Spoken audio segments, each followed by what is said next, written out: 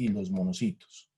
Todas las infecciones por coronavirus comienzan por alguna de estas tres células. Generalmente estas son las tres primeras células que se activan cuando entra un coronavirus al sistema. Y estas tres células van a empezar a desencadenar una respuesta inflamatoria. La primera de ellas es una liberación masiva de interleuquina 6, que vamos a ir mirando más adelante esto para qué sirve. Y esta interleuquina 6 tiene la capacidad de fijarse a unos receptores endoteliales, unos receptores celulares que son los llamados receptores JAK, para empezar a generar una activación de otras células de la respuesta inflamatoria, especialmente los linfocitos, que se empiezan a diferenciar en diferentes estadios y empiezan a generar a su vez otros mecanismos inflamatorios, otras interleuquinas, bradiquininas y otras sustancias que nos van a servir para la respuesta inflamatoria. Y entonces aquí empieza a jugar parte uno de los principales órganos diana u órganos blanco del coronavirus, que son los linfocitos T y los linfocitos B. Y resulta que estos linfocitos, para que recordemos, no tienen la misma función. Generalmente uno tiende a pensar que por ser del linaje de los linfocitos T y B siempre nos los hemos tenido en la cabeza, pues que son células a los que se le presentan antígenos y a los que generan anticuerpos. Pero realmente los linfocitos T y los linfocitos B, como dice en la diapositiva, ven al antígeno con ojos distintos. Realmente la función de los linfocitos T y B cuando entra una partícula viral tiene un trabajo diferente. Y esta primera diferencia se las quiero hacer notar por lo siguiente. Los linfocitos B reconocen antígenos nativos, es decir, el linfocito B no necesita que ninguna partícula viral sea presentada para que él pueda reconocerla y pueda hacer todo el procesamiento del antígeno para posteriormente presentárselo a los linfocitos T o a los plasmocitos para generar algún tipo de respuesta inflamatoria. Pero ocurre lo contrario con los linfocitos T, y es que los linfocitos T necesitan un antígeno de histocompatibilidad para poder que este antígeno que entró al organismo sea presentado al linfocito y se puedan generar los diferentes anticuerpos.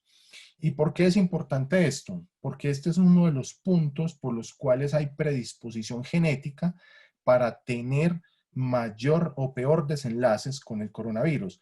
Resulta que hay unas personas que expresan algunos tipos de antígenos de histocompatibilidad especiales, por los cuales al tener mayor expresión de estos antígenos de histocompatibilidad, van a tener mayor presentación antigénica y por lo tanto los linfocitos T van a generar mayor respuesta inflamatoria.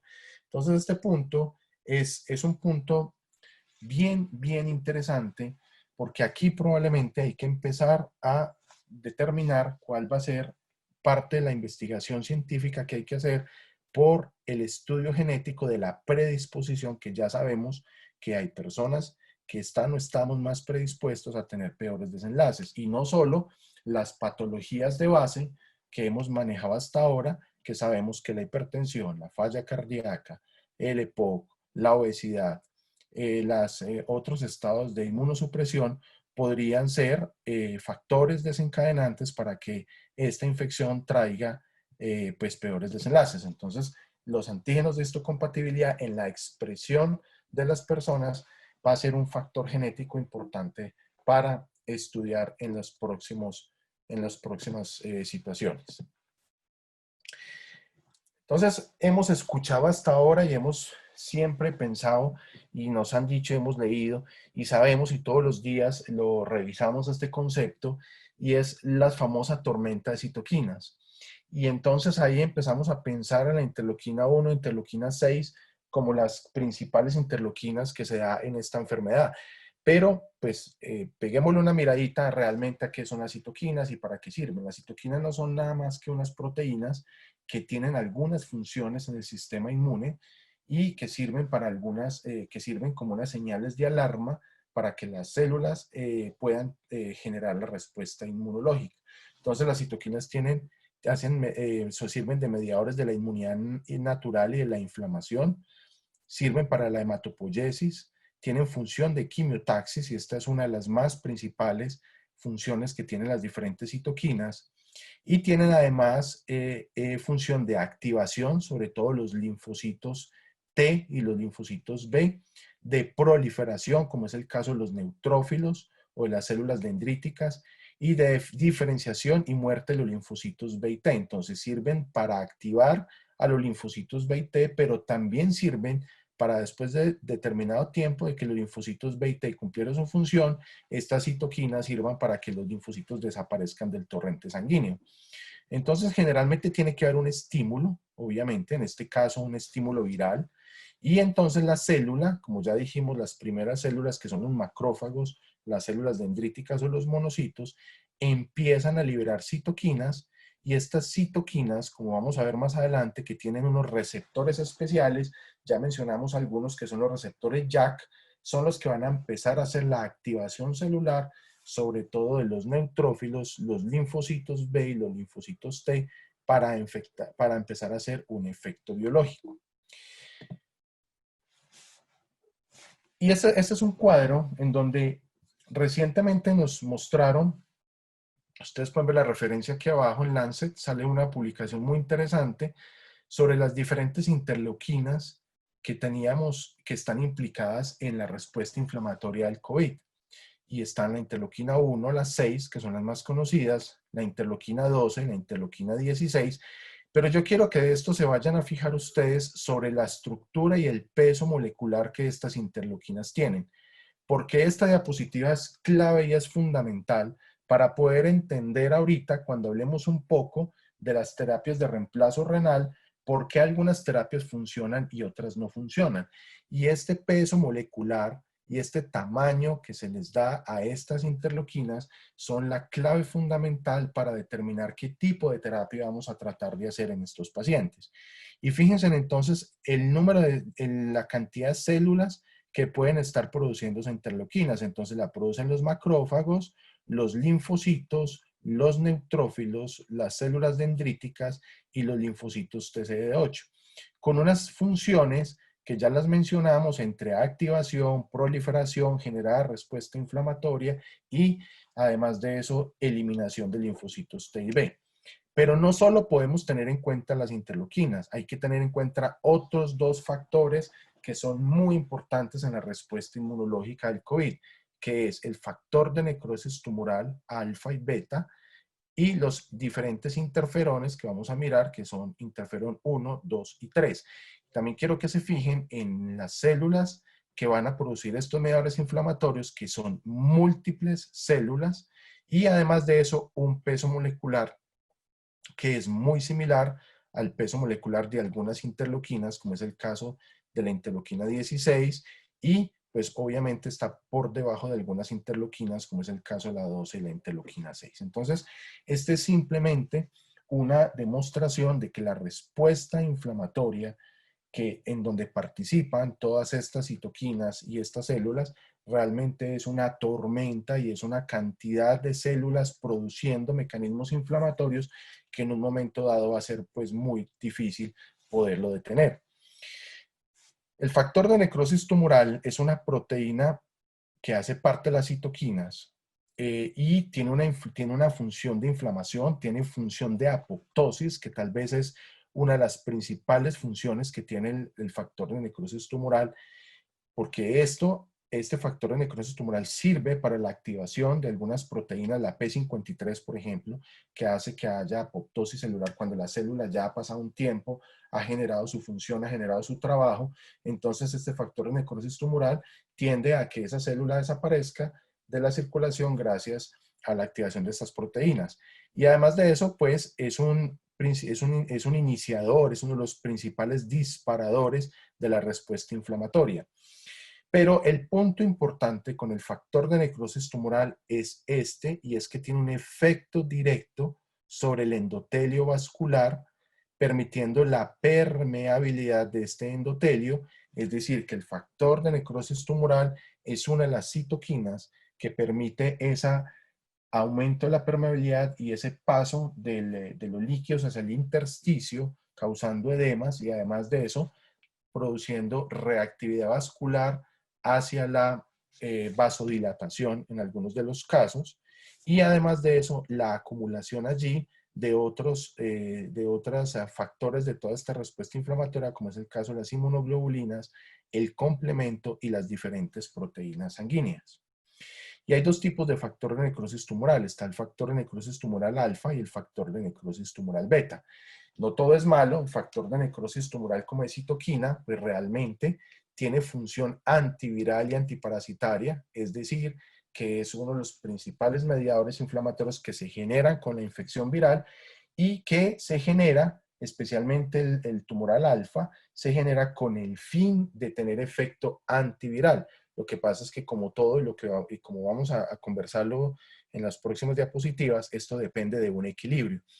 Entonces, los macrófagos activados, cuando los neutrófilos activan los macrófagos para que los macrófagos hagan su función de fagocitosis, el factor de necrosis tumoral alfa son las principales citoquinas que se elevan y empiezan a hacer el efecto pues, antiviral o antiparasitario en este caso. Y el otro factor de necrosis tumoral es el beta, que está producido por los linfocitos T, activados ya cuando los macrófagos y las células dendríticas los activan y tienen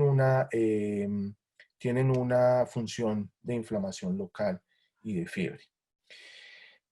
Esto es lo que ocurre con el factor de necrosis tumoral. Si nosotros tenemos una inflamación local, un trauma local o una infección localizada, con el incremento del factor de necrosis tumoral, lo que vamos a tener es una activación de los leucocitos, especialmente neutrófilos y macrófagos, y lo que vamos a tener aquí es el proceso de fagocitosis normal que ocurre en una infección leve.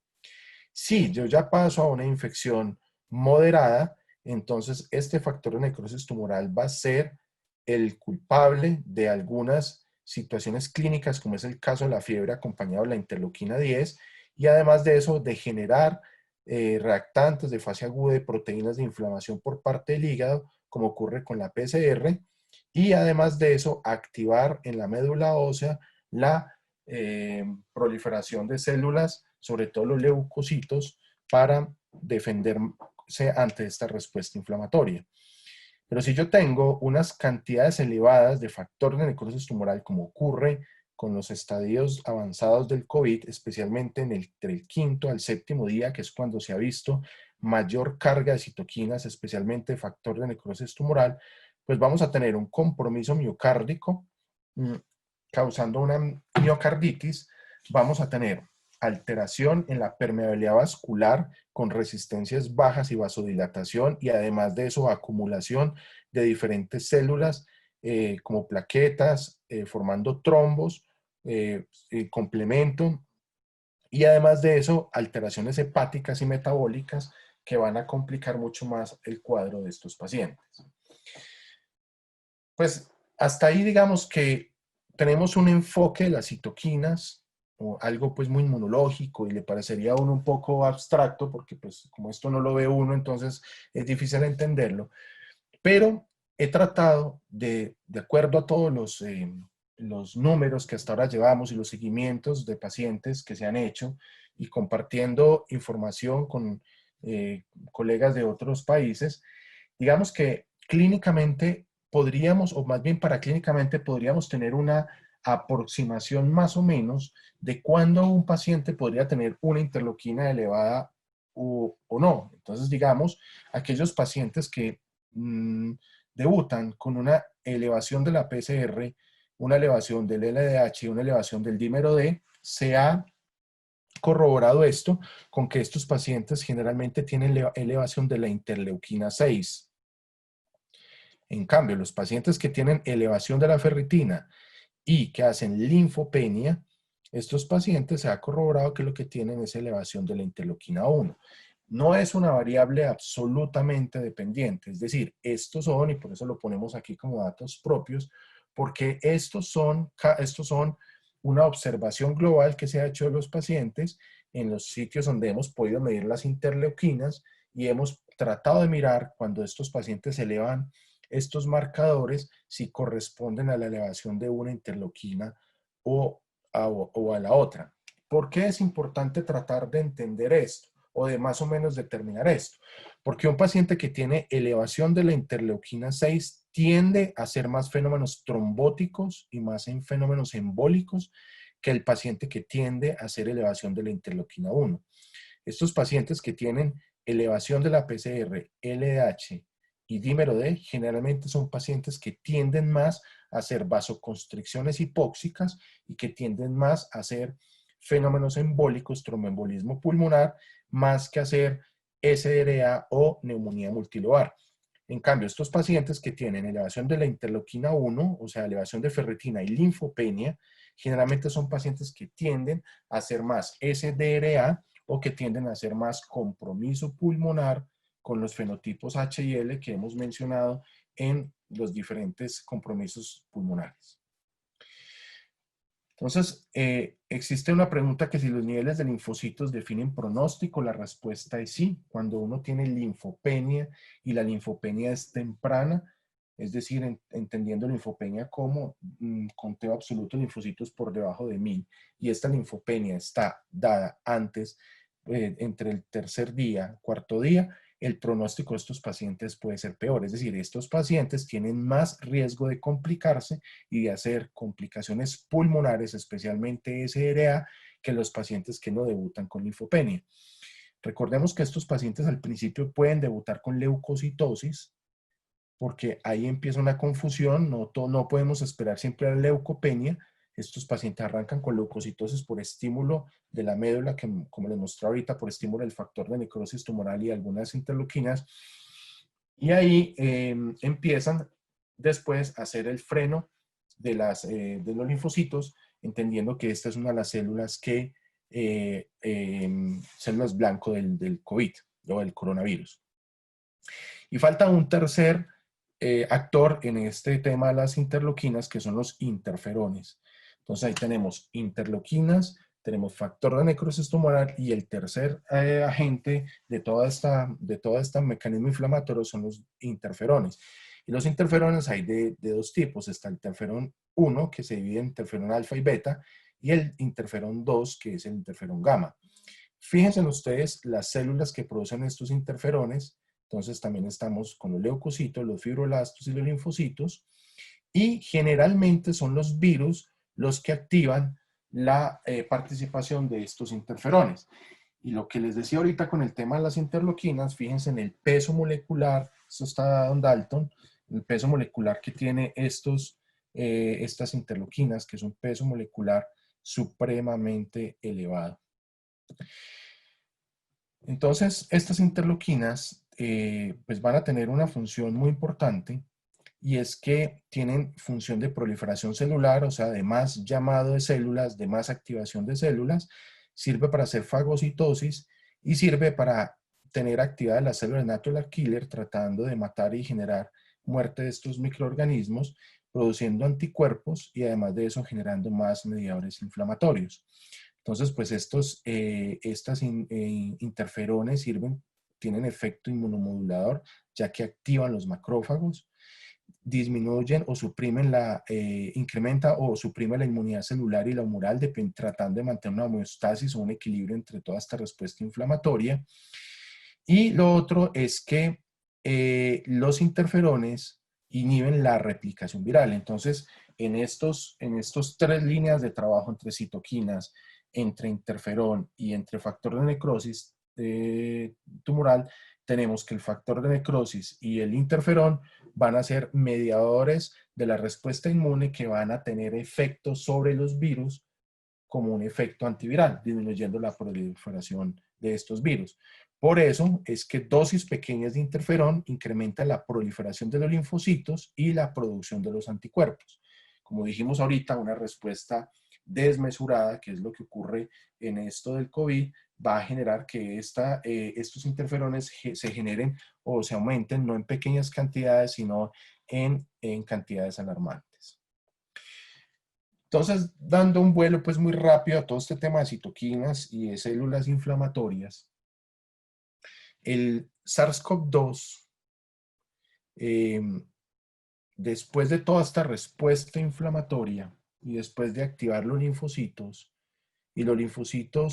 después de generar toda esta respuesta que acabamos de hablar, entonces vamos a terminar concluyendo que hay una proliferación celular, como ya vimos, de la participación de todas estas líneas celulares, y va a haber un aumento de la cantidad de linfocitos, que es una proliferación descontrolada. Y aquí va a ocurrir, cuando hay un aumento de los linfocitos y cuando hay un aumento descontrolado de estos linfocitos, va a ocurrir dos fenómenos que son supremamente importantes. Un fenómeno que se llama la hiperactivación de los macrófagos o el síndrome de activación macrofágica o el síndrome hemofagocítico, se llama de la misma manera, y el otro que es la respuesta inmune trombótica asociada al coronavirus, que se llama RITAC. Y estas dos vías tienen dos consecuencias diferentes. Si los pacientes empiezan a hacer síndrome de activación macrofágica, esta síndrome de activación macrofágica se transmite en una tormenta masiva de citoquinas, llevando a un paciente a una disfunción orgánica múltiple de manera temprana.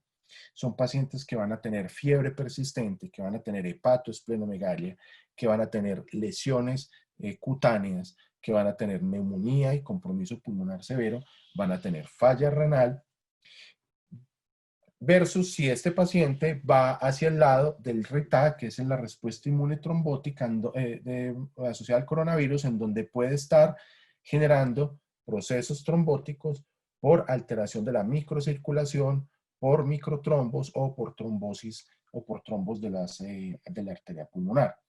Entonces, generalmente, dentro de la fisiopatología del COVID, tenemos que entender que existen estos dos síndromes, que estos dos síndromes se podrían diagnosticar clínicamente. No sería fácil porque podría haber una confusión de síntomas y de paraclínicos que pueden ser el uno o el otro, pero tenemos que entender dentro de la fisiopatología que estos pacientes se mueven dentro de estos síndromes grandes, síndrome de activación macrofágica o síndrome hemofagocítico, que entre otras cosas no solamente en el COVID se presenta, se puede presentar en otros procesos infecciosos, en otros procesos sépticos, y el síndrome de respuesta inmune trombótica asociada al coronavirus, y todo eso está dado, como les decía, por una liberación masiva de citoquinas, especialmente interleuquina 1 e interleuquina 6. Finalmente, lo que el organismo está tratando de hacer cuando tiene una noxa, en este caso un proceso infeccioso, lo que está tratando de hacer es llegar a un equilibrio entre los mediadores proinflamatorios y un equilibrio entre los mediadores antiinflamatorios.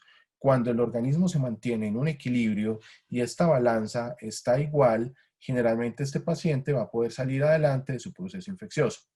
Pero cuando esta balanza tira para uno de los dos lados, ya sea para los mecanismos proinflamatorios, este paciente va a tener una tormenta de citoquinas, como ocurre muchas veces en este COVID, o cuando la balanza tira para el otro lado, donde predominan los fenómenos antiinflamatorios, este paciente lo que va a tener es una inmunoparálisis que también es deletérea para la respuesta.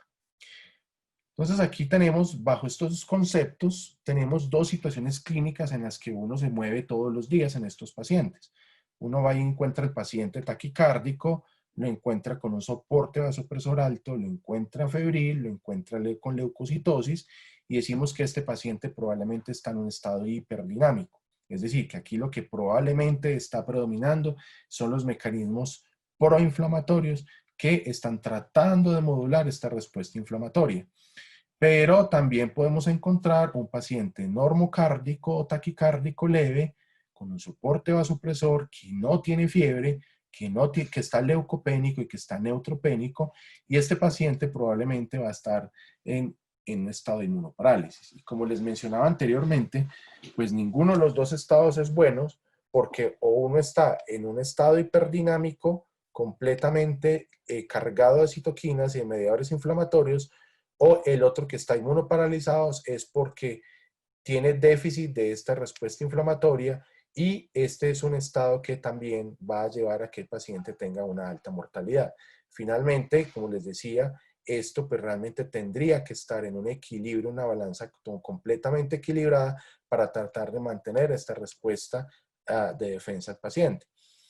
¿Qué es lo que estamos viendo con el COVID-19? Los dos extremos. Estamos viendo pacientes supremamente inflamados y estamos viendo pacientes inmunoparalizados que no se nos mueren de COVID, pero se nos mueren de procesos infecciosos sobreagregados, porque resulta que cuando el COVID entró a este paciente, cuando el paciente tuvo COVID, la respuesta inmune se agotó, se gastó toda la reserva que este paciente tenía trabajando sobre ese COVID, y este paciente se sobreinfecta por una bacteria cualquiera que sea, aunque sea multisensible, y este paciente por la inmunoparálisis también se va a complicar.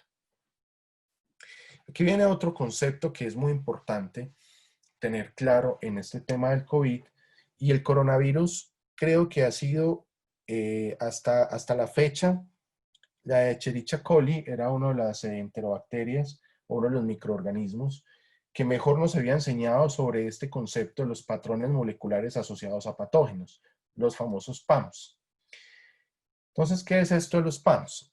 Esto de los PAMs es lo siguiente: el coronavirus ingresa a la célula, al cuerpo, al organismo. Sabemos que tiene un receptor que es el receptor de la enzima convertidora de angiotensina 2, y allí es donde se pega, y se pega a otra proteasa que es la TMRSS, es otra proteasa a la cual se pega el coronavirus. Este coronavirus logra internalizarse a la célula.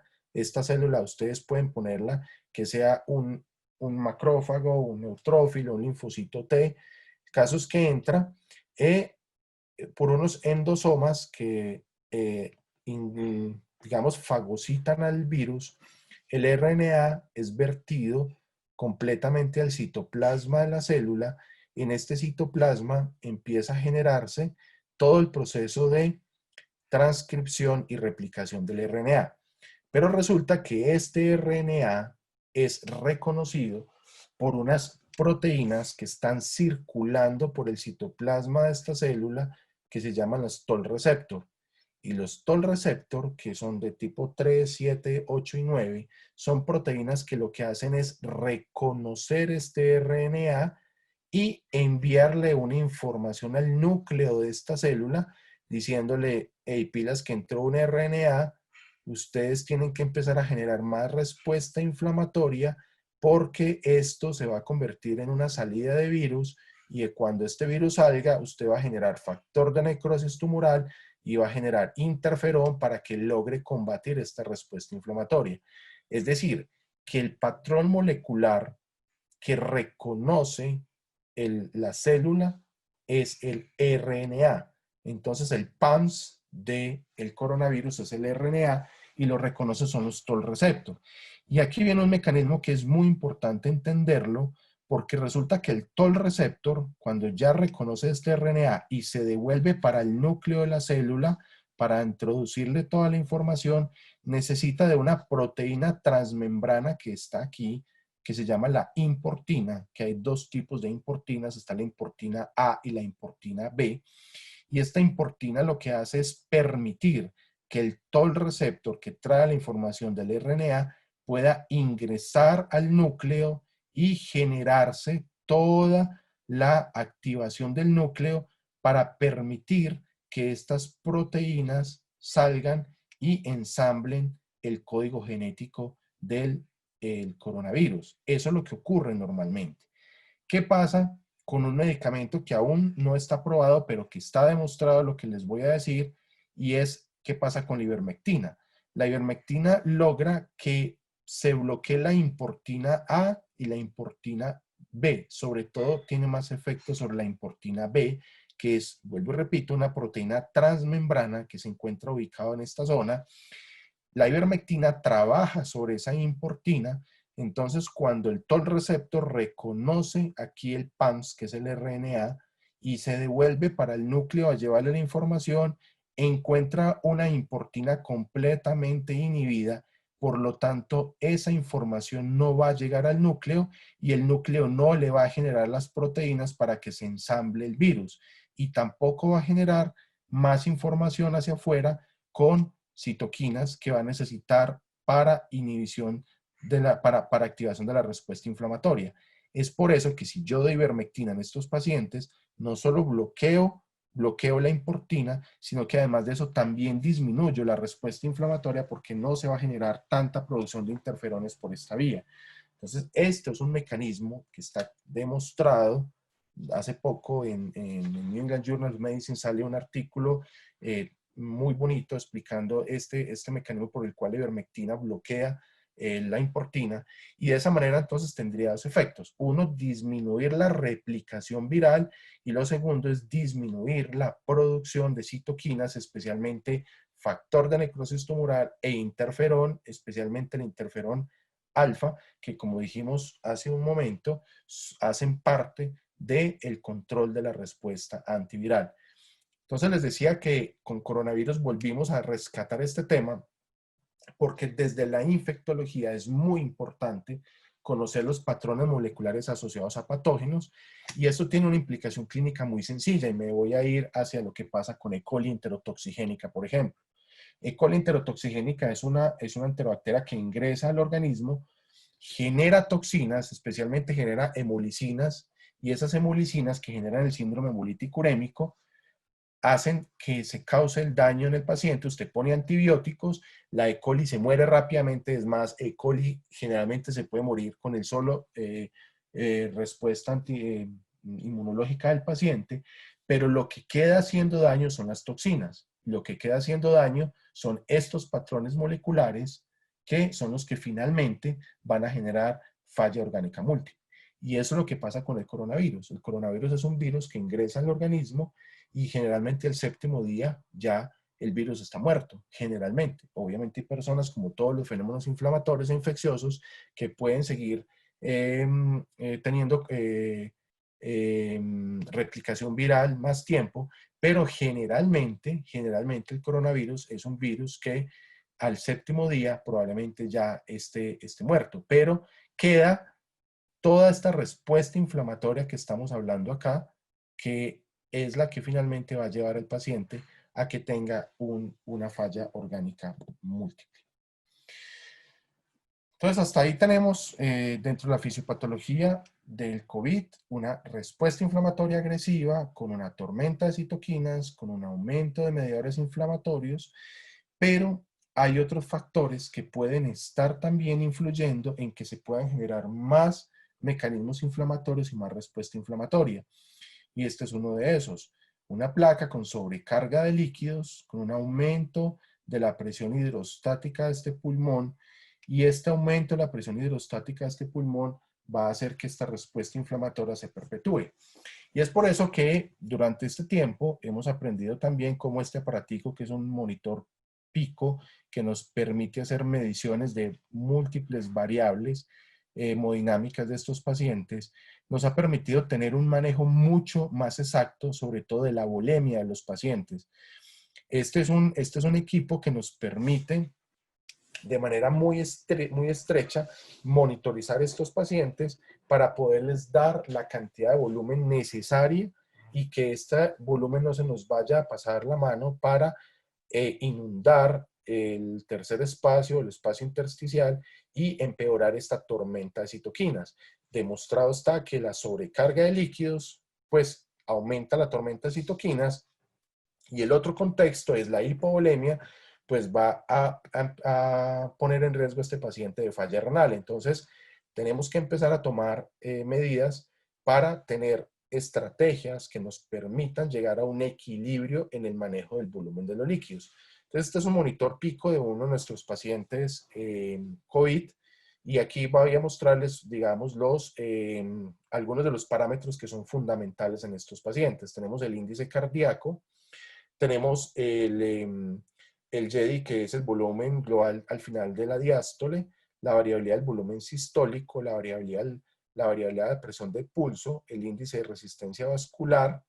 Tenemos un dato que es supremamente importante, que es el ELWI, que es el agua pulmonar extravascular, es la cantidad de agua que este paciente tiene en el intersticio pulmonar, es decir, fuera de los alvéolos, y un valor que es fundamental en COVID, que es el índice de permeabilidad vascular pulmonar, que es el que nos va a permitir saber si este paciente realmente tiene exceso de agua o si este paciente ya tiene un daño pulmonar, especialmente por un daño alveolar. Entonces, digamos, este paciente es importante que cuando nosotros estemos haciendo monitoreos, siempre tengamos una escala o un algoritmo para toma de decisiones. Entonces, vamos a arrancar con el índice cardíaco. Este es un paciente que tiene un índice cardíaco de 2.28, es decir, que nos vamos a ubicar en este lado del algoritmo. Es un paciente que tiene un YEDI, o sea, un volumen global al final de la diástole de 680, entonces vamos a ubicarnos en este lado de acá, menos de 700. El paso siguiente es mirar el ELWI, que es el volumen de agua pulmonar extravascular, está en 7, es decir, que está por debajo de 10. Entonces, lo que el algoritmo nos dice es, este paciente se va a beneficiar de volumen, este paciente está hipovolémico, entonces, por lo tanto, este paciente hay que ponerle volumen. Y si miramos la hemodinamia de este paciente, pues tenemos una frecuencia cardíaca 96, está prácticamente normotenso, con una tensión arterial media adecuada y con unos índices de resistencias vasculares sistémicos adecuados. Es decir, si yo no tuviera este monitoreo, probablemente yo diría, este paciente no está taquicárdico, está normotenso, este paciente está muy bien, yo lo voy a seguir manejando con el volumen que tiene, probablemente este paciente me va a empezar, si está en ventilación mecánica con las pérdidas insensibles, este paciente me va a perder más volumen y es un paciente que probablemente podría estar perpetuando más adelante una falla renal. Entonces, a este paciente le hacemos un reto de volumen, le pasamos, bueno, y tiene un índice de permeabilidad vascular pulmonar de 1.4. Este valor debe estar entre 1 a 3. Es decir, si este paciente tiene un índice de permeabilidad vascular mayor a 3, estos pacientes que tienen índices mayores a 3 significan que están llegando a una lesión alveolar severa y este paciente tiene riesgo de SRA. Entonces, fíjense cómo un posible parámetro, obviamente viéndolo en el contexto, un solo parámetro nos podría servir a nosotros para determinar si este paciente está haciendo o no está haciendo lesión pulmonar. Entonces, a este paciente le hacemos un reto de volumen, logramos un índice cardíaco de 3.8 con un YEDI que sigue bajo. Según esto, ya nos vamos para acá, un YEDI que sigue bajo, con un índice de resistencias vasculares normales, pero fíjense en el ELWI subió a 10. Realmente el volumen del ELWI que nosotros esperamos es que esté entre 3 a 7 mililitros por kilo, máximo 10 mililitros por kilo. Y fíjense lo que pasa con el índice de permeabilidad vascular, 2.5. ¿Qué significa aquí? Que este paciente ya llegó al valor del volumen que requeríamos, es decir, el volumen que se le pasó a este paciente en este momento era el volumen ideal que necesitábamos y si a eso nos vamos a mirar la variabilidad del volumen sistólico, que idealmente debe estar por debajo de 10, entonces logramos las metas de subir el índice cardíaco, la variabilidad del volumen sistólico que esté por debajo de 10, un ELWI que esté máximo en 10 y un índice de permeabilidad vascular pulmonar que no supere los 3. Con ese volumen, este paciente logró una hemodinamia o logró unos parámetros del pico completamente adecuados, teniendo un poco de taquicardia. Fíjense que la línea es muy estrecha entre tener un paciente normovolémico a tener un paciente hipervolémico con unas cifras tensionales que se incrementaron probablemente como respuesta al volumen. Entonces, miren que es muy importante no dirigir la reanimación a ciegas de estos pacientes, porque en este paciente que se pasaron 300 centímetros de un cristaloides solamente, fíjense cómo llegamos a un punto tope donde no podemos pasar más de ahí porque si no el paciente lo vamos a sobrecargar. Y de esa manera, ese paciente entrando en sobrecarga de volumen va a empeorar la tormenta de citoquinas. Entonces, con este concepto, una tabla que también se aplica, también nos aplica para sepsis, que es el sistema PIRO, la estrategia PIRO para estratificar la sepsis. pero que a mí me ha venido llamando mucho la atención porque creo que en coronavirus también podemos aplicarla. De hecho, esto se comporta como si el paciente estuviera séptico. Fíjense en ustedes, vamos a poder hacer en la P de Piro predisposición, es decir, hay enfermedades mórbidas que este paciente pueda tener que lo puedan llevar a un desenlace peor. Ya sabemos algunas patologías, algunas la edad, pero también, como decía, a futuro vamos a tener que conocer los polimorfismos genéticos que este paciente tenga con aumento de la expresión de los antígenos de histocompatibilidad o alguna expresión de genes que hacen que la persona se predisponga de alguna manera a tener desenlaces peores por el coronavirus. Infección, entonces sabemos que esto es una infección viral, pero que del 5 al 10% de los pacientes que están teniendo coronavirus tienen una sobreinfección agregada, especialmente se infectan por otros virus como influenza o como rinovirus o adenovirus, o pueden tener infecciones asociadas por gérmenes similares a los que uno encuentra y que se adquieren en la comunidad, como es el caso de Haemophilus influenza, neumococo y Moraxella catarralis. Eso hablando de coinfección. Pero lo que también estamos viendo es que estos pacientes, después de que pasan esta fase aguda, esta tormenta de citoquinas, y que logran sobrevivir de esta situación tan compleja, se nos están sobreinfectando de manera tardía por gérmenes multisensibles, e incluso el 20, el 25% de estos pacientes les estamos encontrando aspergilosis pulmonar. Es decir, que no solamente tenemos que estar atentos al proceso infeccioso de la sobreinfección inicial, sino a la infección tardía. Y recordemos que en estos pacientes les estamos poniendo esteroides de entrada. Algunos de esos pacientes están en relajación neuromuscular para poderlos pronar y por lo tanto esto se convierte en un factor de riesgo para que estos pacientes hagan infecciones sobreagregadas. Entonces aquí la invitación es a pensar en que las infecciones sobreagregadas las diagnostiquemos a tiempo. La respuesta, como les decía, la respuesta a esta infección sabemos que puede ser a través de o la vía del síndrome macrofágico, del síndrome de activación macrofágica o del RITA, que es la respuesta inmune trombótica asociada al coronavirus, para tratar de definir si a este paciente realmente lo que se beneficia es de una terapia o de anticoagulación o de trombolisis. Y finalmente, pues la disfunción orgánica, que pues realmente cuando un paciente con coronavirus entra en disfunción orgánica, pues las probabilidades de fallecer son muy altas. Entonces, en este enfoque, pues empezamos a plantear las alternativas de manejo. Y ahora que entonces, ¿qué vamos a hacer? Y hemos hablado pues de varias cosas. Hemos hablado de los corticoides, que realmente pues el estudio más grande es el Recovery, que ha salido hasta ahora de corticoides, en los cuales demostró que en pacientes que tienen oxígeno o que están en ventilación mecánica, pues ha mejorado la mortalidad. Pero si nos vamos a buscar el mecanismo de acción de los corticoides, realmente los corticoides activan, trabajan sobre una o dos vías de la respuesta inflamatoria, teniendo un problema, y es que los corticoides disminuyen la migración de los neutrófilos. Los neutrófilos son células fundamentales para la activación de los macrófagos. Entonces, si yo disminuyo o yo inhibo la migración de los neutrófilos, pues por querer hacer una respuesta, por querer controlar una respuesta inflamatoria, lo que estoy tratando de hacer aquí es empeorando la respuesta inmune debido a que estoy trabajando sobre una de las células que participan en la respuesta inmune.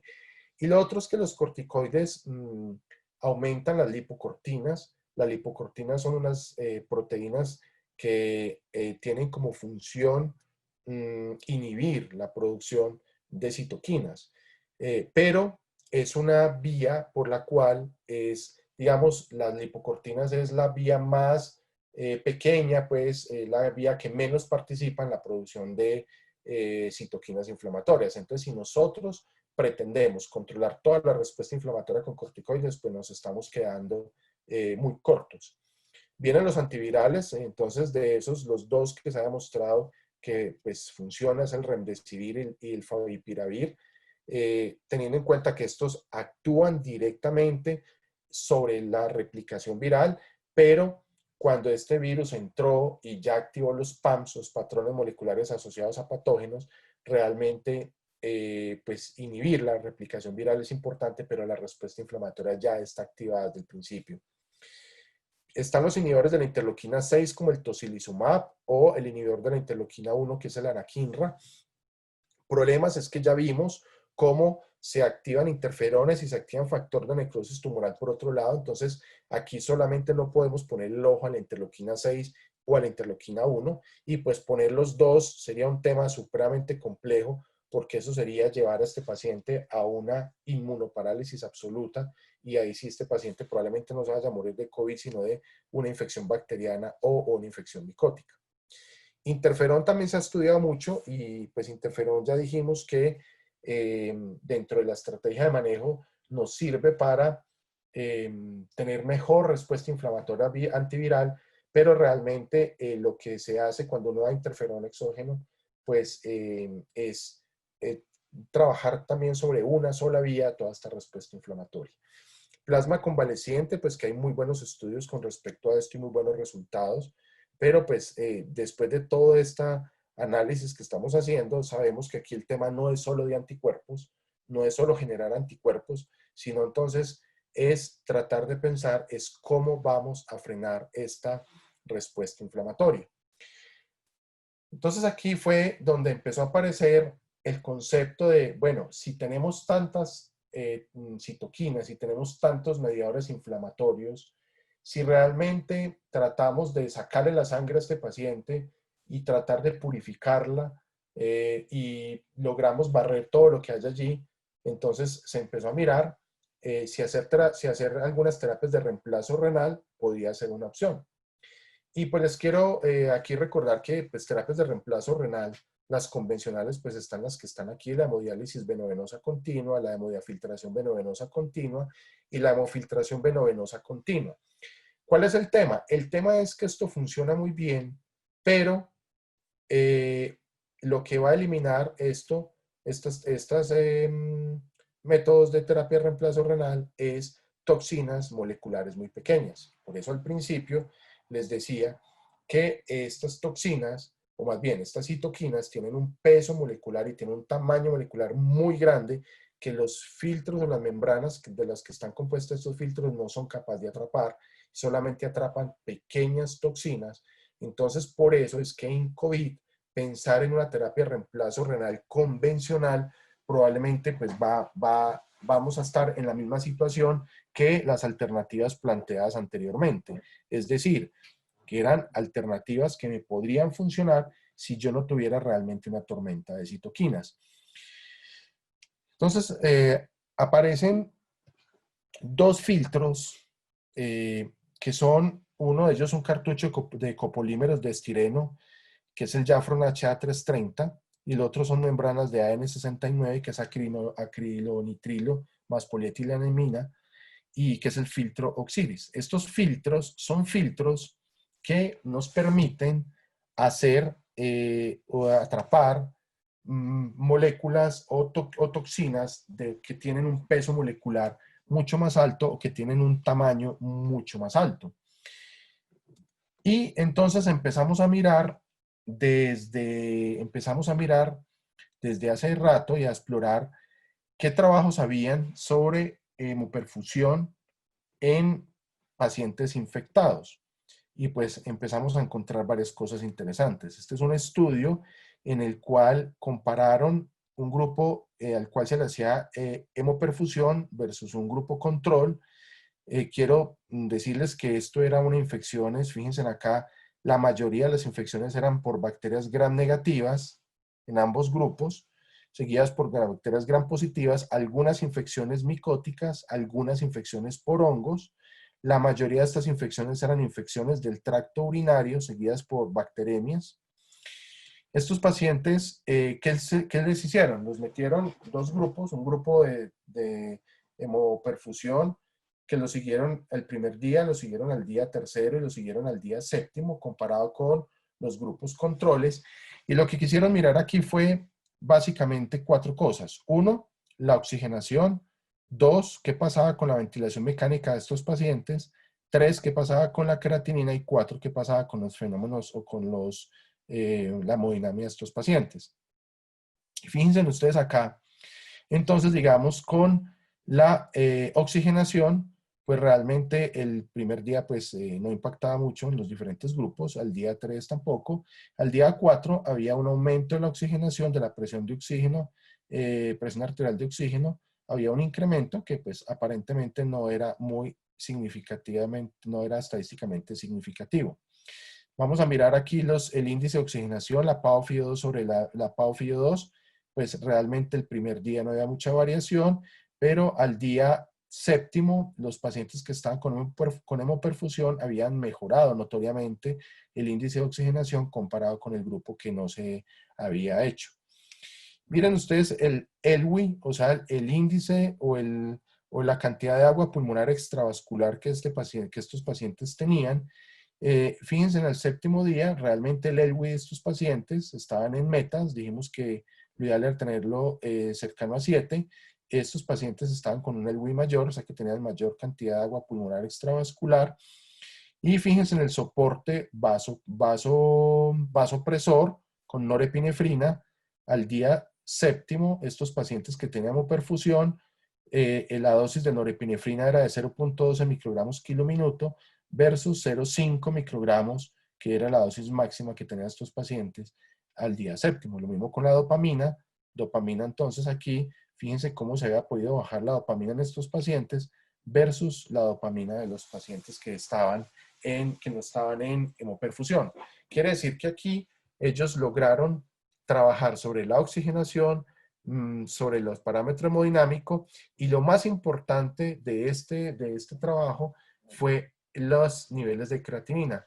Fíjense ustedes cómo al tercer día los niveles de creatinina de los pacientes que se habían hemoperfundido habían disminuido notoriamente, y cómo al día séptimo pues estos niveles habían tenido una variación supremamente importante. Esto da para una diferencia estadísticamente significativa que les permitía pues mejorar a estos pacientes en la función renal.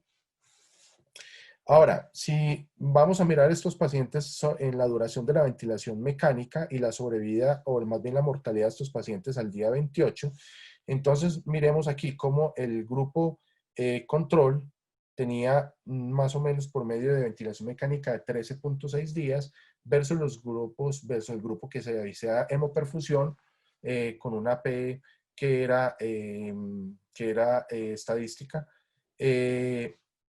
En los pacientes que tenían la mortalidad, fíjense ustedes la mortalidad en UCI de los pacientes que estaban hemoperfundidos respecto a los pacientes que no se hacía hemoperfusión, y un impacto supremamente importante el día 28, los pacientes que se habían hemoperfundido, fíjense el cambio impresionante con estos pacientes que se sometían a esta terapia.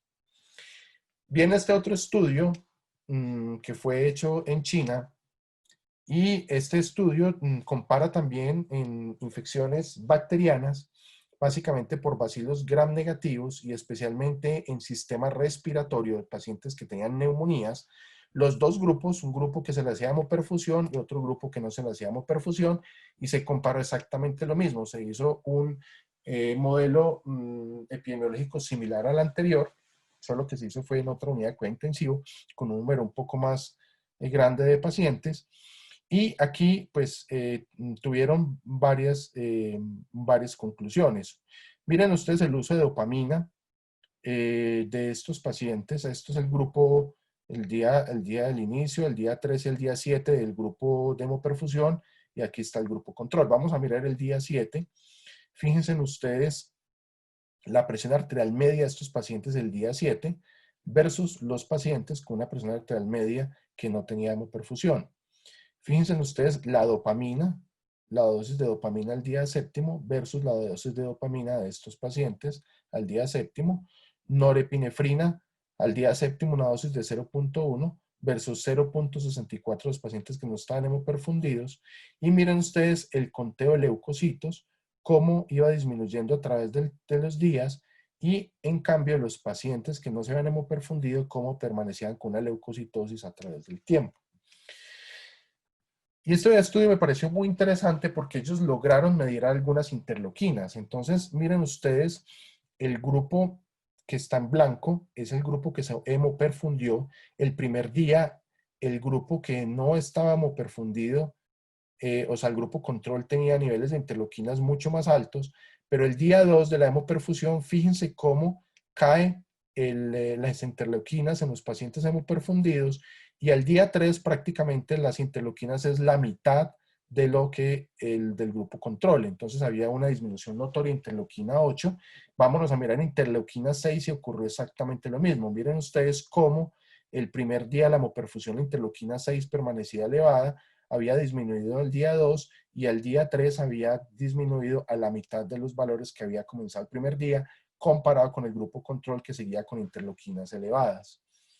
Aquí ellos entonces quisieron evaluar la mortalidad, y realmente si miramos la mortalidad en UCI de los pacientes hemoperfundidos fue del 12.5% versus el 45% de mortalidad del grupo control, y la mortalidad a 28 días pues realmente no fue estadísticamente significativa. Eso fue una de las conclusiones de este trabajo, pero pues la mortalidad en UCI inicial sí tuvo un impacto importante.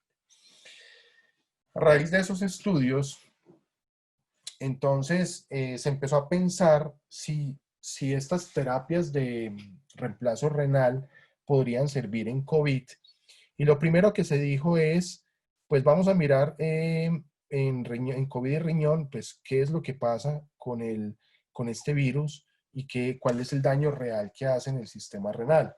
Entonces, lo que no se ha podido determinar hasta ahora es si hay un efecto citopático directo del virus o si hay un daño secundario por los mediadores inflamatorios. Lo que sí es claro en este estudio, es un estudio muy interesante, que hicieron un análisis transcriptonómico de células renales. Lo que encontraron es que el riñón tiene la misma cantidad de receptores de enzima convertidora de angiotensina tipo 2 que las tiene el pulmón y que lo tiene el intestino e incluso el hígado. Entonces, ¿qué es lo que pasa? Que parece ser que este virus, además de adherirse a la célula pulmonar y a la célula intestinal, también se pega a el riñón. Y en el sitio en donde más encontraron receptores de enzima convertidora en angiotensina tipo 2 fue en el túbulo contorneado proximal. Allí fue donde más receptores se encontraron. Entonces, parece ser que la necrosis tubular que ocurre en estos pacientes está dada por un efecto citopático directo del virus.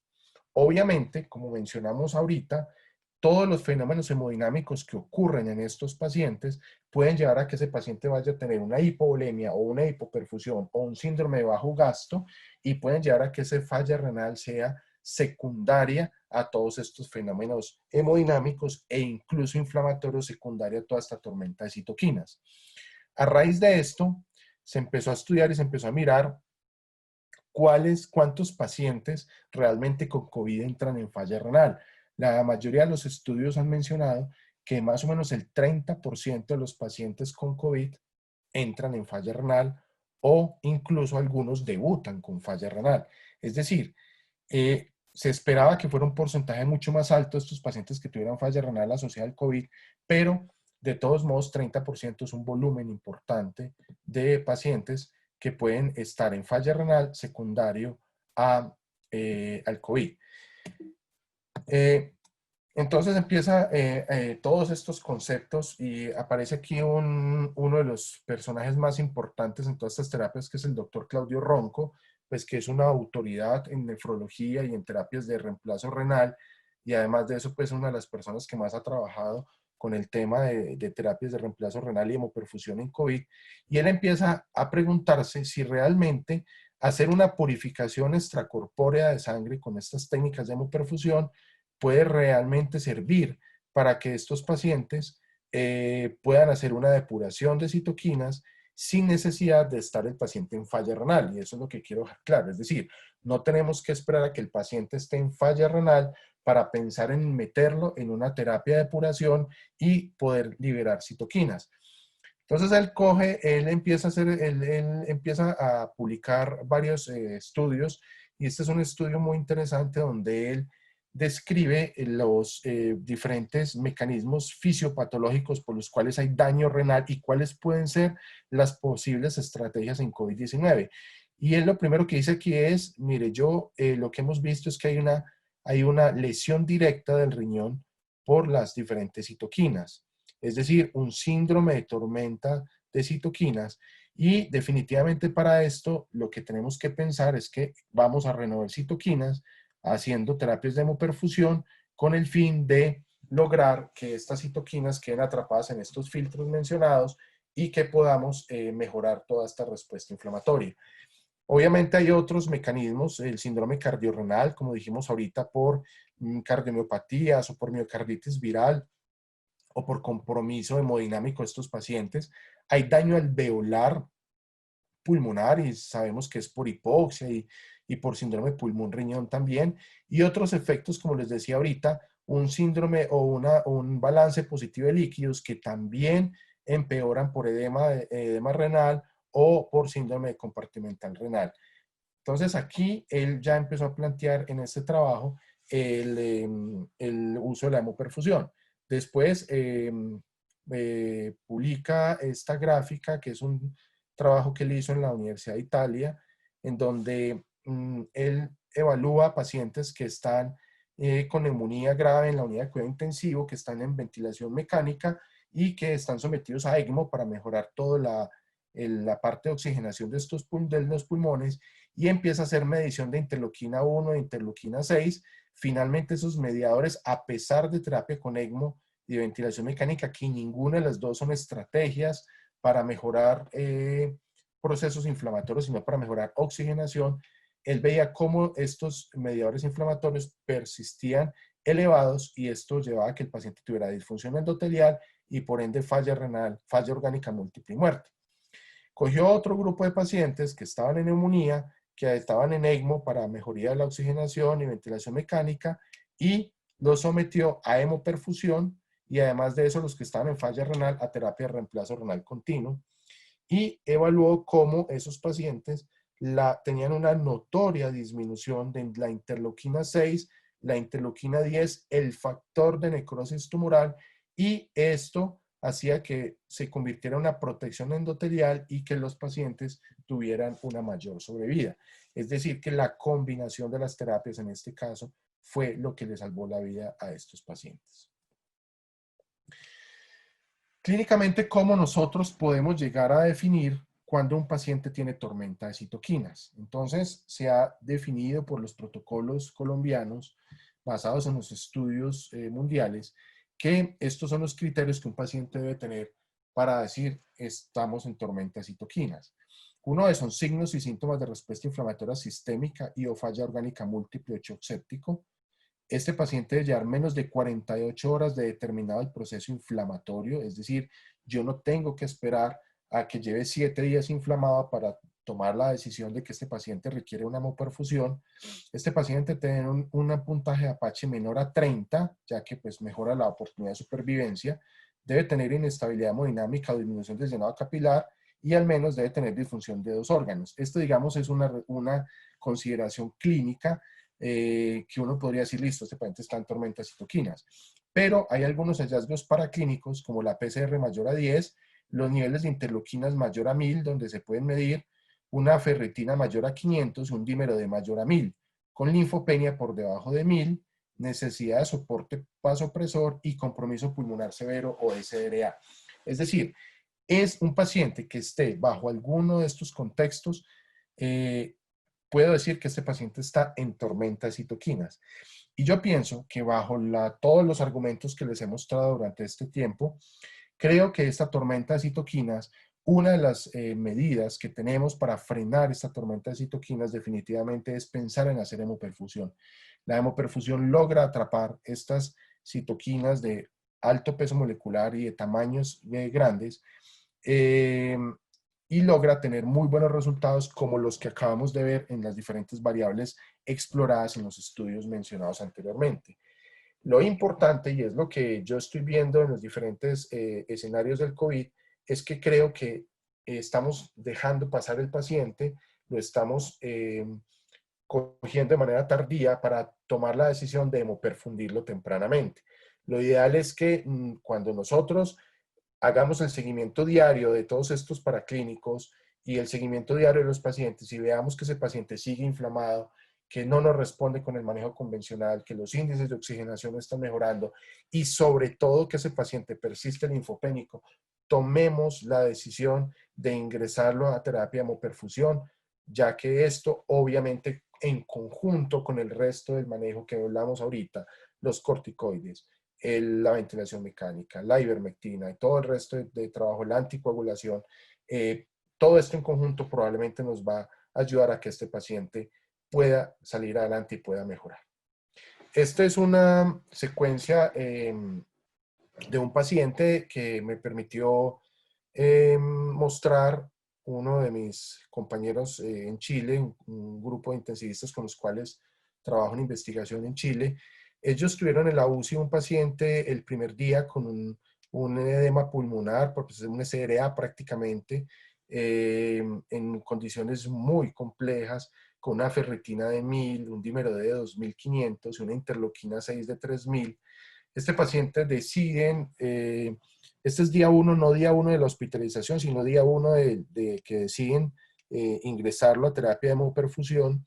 Fíjense, en el día 3 este paciente estaba mucho mejor, de hecho este paciente estaba extubado este día ya, con una ferritina en 800, un número D en 2000 y una interleuquina 6 en 1500, y al día 5 este paciente tenía una placa de tórax muchísimo mejor, con una ferritina de 400, un dímero D de 1200 y una interleuquina 6 de 800. Fíjense ustedes cómo viene, cómo ha disminuido notoriamente la interleuquina con un impacto clínico supremamente importante, logrando sacar a este paciente al 7º día de la unidad de cuidados intensivos para que siga siendo manejado en un servicio COVID de sala general. Entonces, aquí es uno de tantos casos con los que hemos podido discutir con ellos, donde ha habido excelentes resultados con hemoperfusión de manera temprana, sin dejar que este paciente se nos inestabilice hemodinámicamente, sin dejar que este paciente ya esté en una falla orgánica múltiple, en un estadio ya irreversible o en un estado de no retorno, para poder tener mejores resultados. Entonces, ¿qué conclusiones podemos sacar? Pues que definitivamente esta es una enfermedad en la cual nosotros debemos conocer mejor la fisiopatología.